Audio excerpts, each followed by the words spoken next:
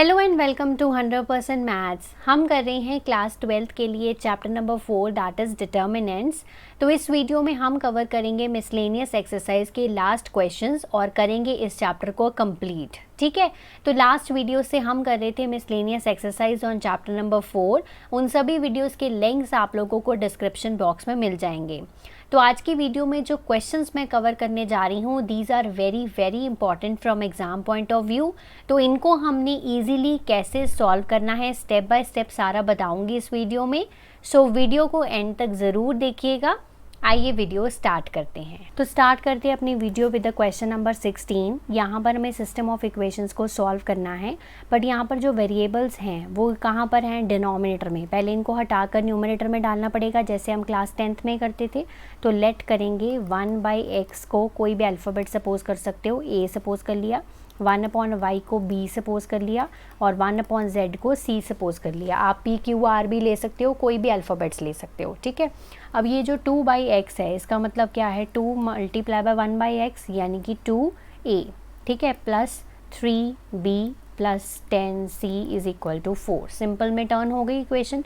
Then next equation 4a minus 6b plus 5c is equal to 1।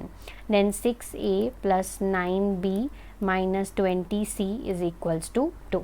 ठीक है, ये हमारे पास इक्वेशंस आ गई 3। बाद में हम इनको पुट करके वैल्यूज़ को x y z की मेन वैल्यूज़ निकालेंगे।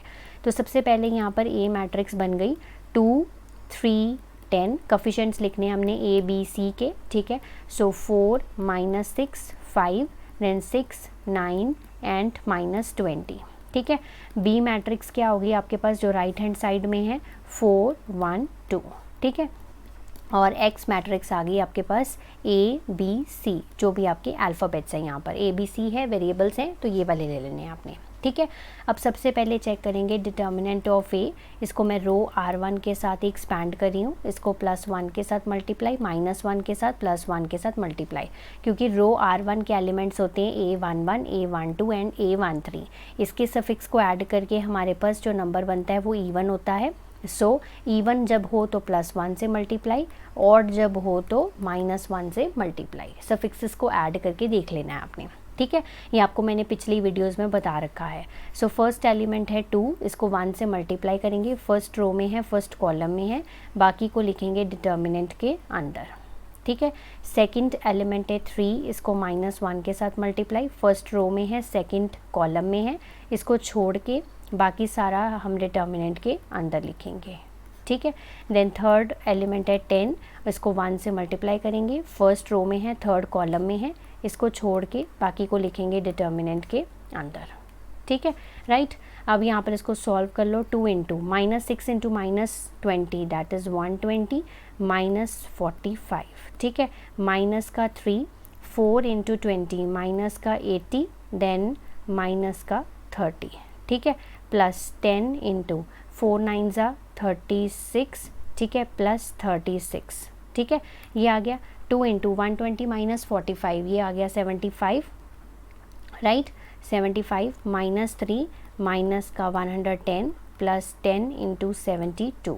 ठीक है, ये आ गया आपके पास 150 plus 330 plus 720 that is equal to 1200। 1200 is not equal to 0। सो हम यहाँ से बोल सकते हैं कि इसका जो इन्वर्स है वो एग्जिस्ट करता है।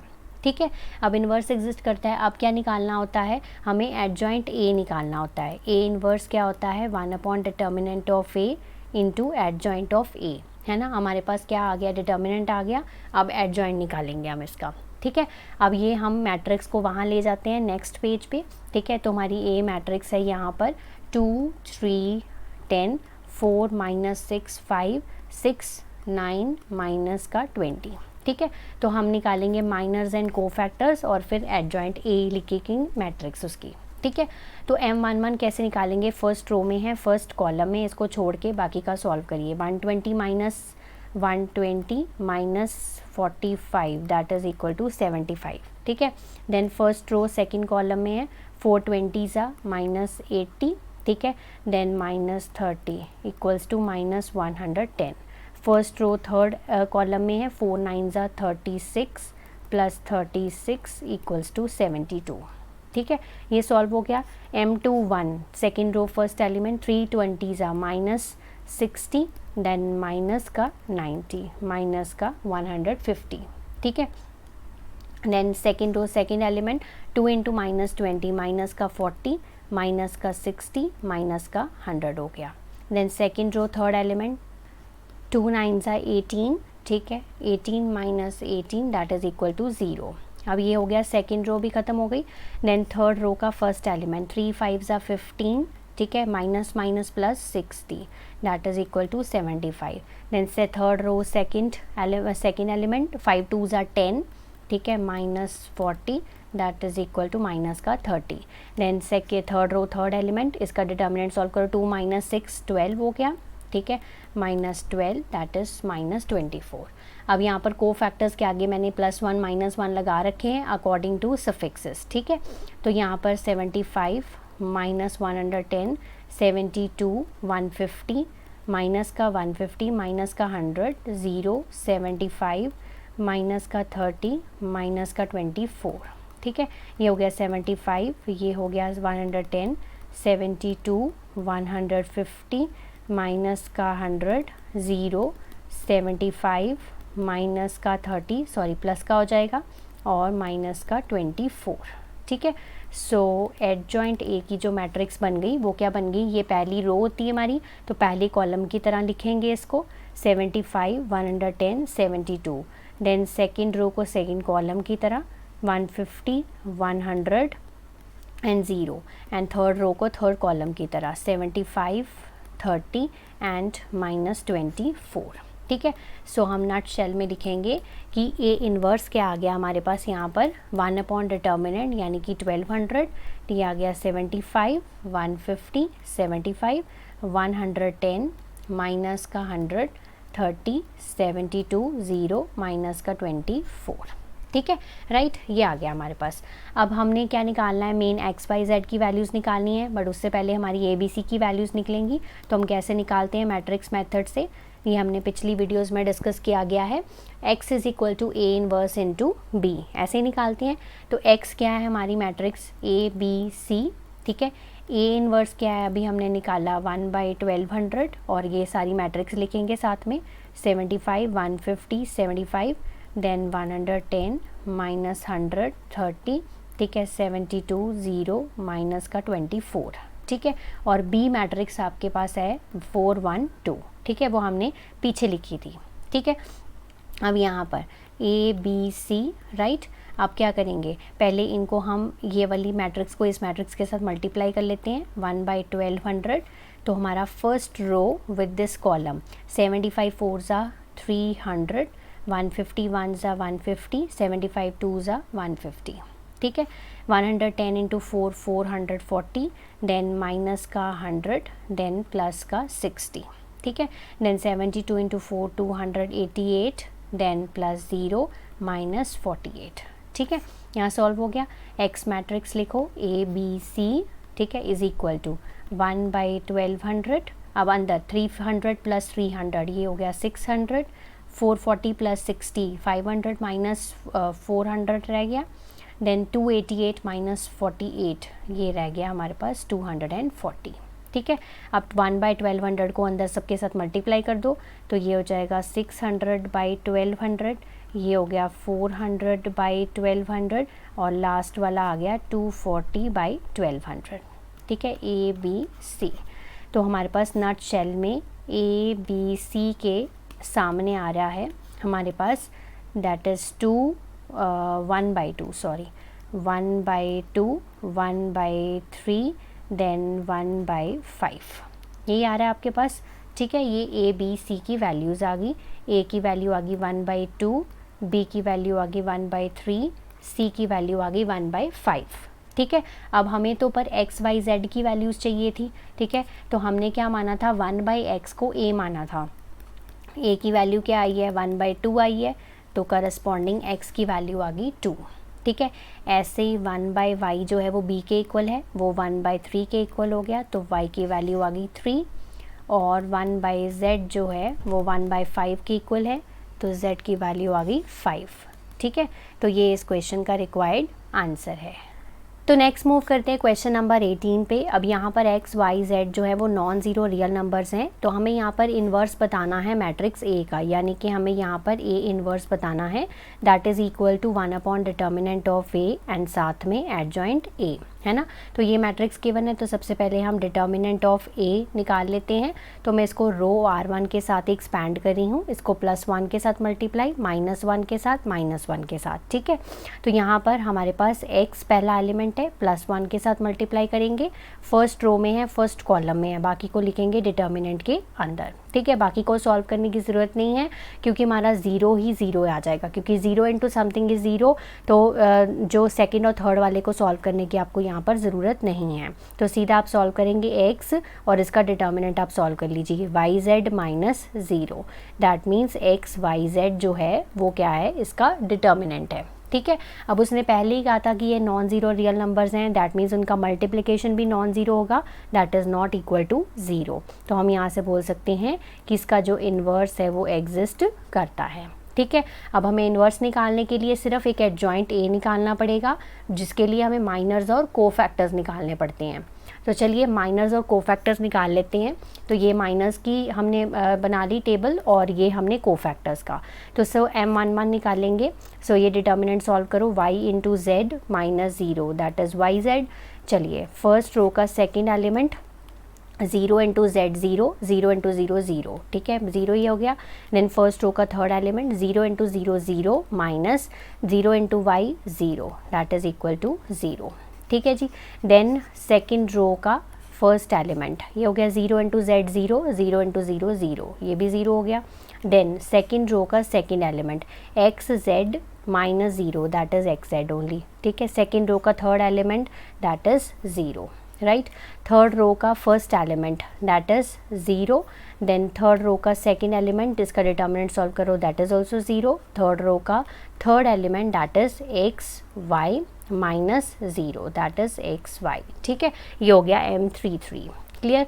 अब यहाँ पर A11 मतलब कोफैक्टर्स हम निकालेंगे, +1 -1 हमने लगाए हैं according to even and odd, ठीक है। तो यहाँ पर मैंने ये सारे पुट कर लिए, ठीक है, ये पुट कर लिए और करस्पॉन्डिंग वैल्यूज़ आ रही हैं yz 0 0 0, xz 0 0 0 एंड xy, ठीक है।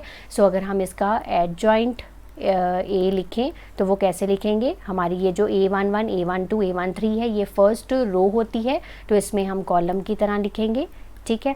Then 0 x z 0, then 0 0 x y, ठीक है।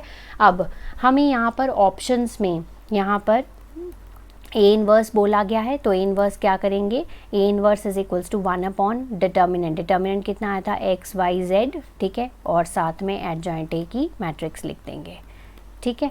ये हमने एडजॉइंट A की मैट्रिक्स लिख दी, इसको मल्टीप्लाई कर दो अंदर, तो हमारे पास क्या बचेगा yz upon X Y Z, ये तो 0 0 ही रहेगा, 0 xz upon X Y Z 0 0 0 X Y upon X Y Z, ठीक है, ये हो गया।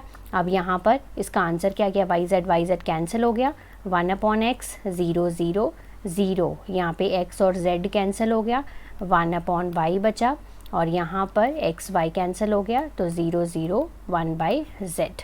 और अगर इसको सही से और करके लिखना हो, so this is x inverse 0 0 0, y inverse 0 0 0, z inverse, ठीक है। ये आ गया आपका A इन्वर्स का आंसर। तो अब देखते हैं कौन से ऑप्शन में से है। So option number A is the correct answer of this question. तो मूव करते हैं अपने लास्ट क्वेश्चन पे, दैट इज़ क्वेश्चन नंबर 19, ठीक है। ये लास्ट क्वेश्चन हमारा एक्सरसाइज का भी और हमारे चैप्टर का भी। तो A मैट्रिक्स गिवन है जहाँ पर ये जो थीटा की वैल्यू है वो 0 से लेके 2 पाई के बीच में लाई करती है। तो वो बोल रहा है कि DET मतलब हो गया डिटर्मिनेंट, ठीक है। तो सबसे पहले हम यहाँ पर क्या निकालेंगे, डिटर्मिनेंट ऑफ A निकालेंगे, ठीक है। तो डिटर्मिनेंट ऑफ A इसको हम रो 1 के साथ एक्सपैंड करेंगे, ठीक है। रो 1 के एलिमेंट्स हैं 1 साइन थीटा एंड 1, इसको +1 से मल्टीप्लाई, -1 से मल्टीप्लाई, +1 से मल्टीप्लाई। सो फर्स्ट एलिमेंट है 1, उसको 1 से मल्टीप्लाई, तो ये फर्स्ट रो फर्स्ट कॉलम में है, बाकी को लिखेंगे डिटर्मिनेंट के अंदर, 1 sine theta minus sine theta and 1। Second element है हमारा साइन थीटा, इसको -1 के साथ मल्टीप्लाई करेंगे, फर्स्ट रो में है, सेकंड कॉलम में है, इसको बाकी को लिखेंगे डिटर्मिनेंट के अंदर, minus sine theta, -1 sine theta and 1। Then third element है 1 और इसको 1 से मल्टीप्लाई करेंगे, बाकी को लिखेंगे डिटर्मिनेंट के अंदर, ठीक है। साइन थीटा -1 1 माइनस का साइन थीटा, ठीक है। अब डिटर्मिनेंट सॉल्व कर लेते हैं। 1 into 1 minus minus plus sine theta into sine theta 1 plus sign square theta, this is minus sine theta, this is minus sine theta plus sine theta, ठीक है, क्योंकि बीच में एक बार माइनस होता है, माइनस माइनस हो गया plus, plus 1 sign square theta plus 1, ठीक है, राइट। अब यहाँ पर हो गया ये 1 plus sign square theta minus sine theta, ये साइन थीटा कट के 0 रह गया, plus 1 sign square theta plus 1, ठीक है। तो यहाँ पर आ गया ये साइन स्क्वायर, इसको ओपन कर लेते हैं, साइन स्क्वायर थीटा ये तो 0 ही हो जाएगा, ठीक है, plus sign square theta plus 1, यानी कि 2 प्लस 2 साइन स्क्वायर थीटा, ये बचा हमारे पास, ये है डिटर्मिनेंट ऑफ ए। और अगर इसमें से हम 2 कॉमन ले लें तो मोर सिंप्लीफाइड फॉर्म इस तरह से लिखी जा सकती है। सो डिटर्मिनेंट ऑफ ए क्या है, 2 into 1 plus sign square theta. But उसने यहाँ पर डिटर्मिनेंट नहीं पूछा है, ये पूछा है कि किस रेंज में है इसकी वैल्यू, मतलब, ठीक है। तो अब यहाँ पर हमें पता है कि जो साइन थीटा होता है ना, हमें पता है कि साइन थीटा की जो वैल्यू होती है वो -1 to 1 लाई करती है, इतनी तो बात आपको पता ही है, ठीक है। तो साइन थीटा की वैल्यू जो है वो -1 to 1 लाई करती है। अब साइन थीटा की जो वैल्यू है या तो वो -1 हो सकती है, या साइन थीटा की वैल्यू 0 हो सकती है, या साइन थीटा की वैल्यू 1 हो सकती है, ठीक है। बट यहाँ पर हमारे जो डिटर्मिनेंट में साइन स्क्वायर आया है, तो हम यहाँ पर साइन स्क्वायर के लिए चेक करेंगे। अगर हम साइन स्क्वायर थीटा करते हैं तो ये 1 हो जाएगा, अगर यहाँ साइन स्क्वायर थीटा करते हैं तो ये 0 रहेगा, और अगर यहाँ साइन स्क्वायर थीटा करते हैं तो भी 1 रहेगा, ठीक है। तो हम यहाँ से लिखेंगे कि जो वैल्यू है हमारी साइन स्क्वायर थीटा की, या तो वो 0 हो सकती है या 1 हो सकती है, -1 नहीं हो सकती, क्या नेगेटिव पॉसिबल नहीं है ना, क्योंकि स्क्वायर है, साइन स्क्वायर है, ठीक है। सो हम यहाँ लिखेंगे नेगेटिव नॉट पॉसिबल, तो इसकी वैल्यू सिर्फ 0 या 1 हो सकती है। तो हम यहाँ पर क्या कर रहे हैं, अब पुट करेंगे, putting the value of sine square theta is equal to 0 in determinant. तो डिटर्मिनेंट हमने क्या निकाला था, डिटर्मिनेंट ऑफ ए हमने निकाला था 2 into 1 plus sign square theta, ठीक है। तो 2 into 1 plus sign square theta में साइन स्क्वायर थीटा की वैल्यू 0 पुट करो, ठीक है। सो 1 प्लस 0 2 आ गया, सो डिटर्मिनेंट की वैल्यू कितनी आई, 2 आ गई। सो मिनिमम वैल्यू जो है वो डिटर्मिनेंट की कितनी है, 2 है, ठीक है। अब दूसरी बार हम वैल्यू क्या पुट करेंगे, साइन स्क्वायर थीटा की 1 वैल्यू पुट करेंगे इन डिटर्मिनेंट ए, ठीक है, इन determinant A. So determinant of A है 2 इंटू 1 प्लस 1 का square, that is 2 into 1 plus 1 4, ठीक है, 2 इंटू 2 4 हो गया ना। सो मैक्सिमम वैल्यू जो है वो कितनी आ रही है, 4 आ रही है, यानी कि जो डिटर्मिनेंट की वैल्यू है वो किसके बीच में लाई करेगी, 2 और 4 के बीच में लाई करेगी, ठीक है। तो कौन सा ऑप्शन हमारा करेक्ट है, तो ऑप्शन नंबर डी देखो कि क्लोज्ड ब्रैकेट, ठीक है, 2 और 4 को इंक्लूड करके बिलोंग्स टू, ठीक है। तो डिटर्मिनेंट ए की जो वैल्यू मतलब रेंज है वो 2 और 4 के बीच में लाई करेगी, ठीक है। तो ये इस क्वेश्चन का रिक्वायर्ड आंसर है। आई होप ये चैप्टर आपको बहुत अच्छे से क्लियर हो गया है। नेक्स्ट वीडियो मिलूंगी नेक्स्ट चैप्टर के साथ, तब तक आप इसको प्रैक्टिस करिए, रिवाइज करिए। Have a nice day to all of you.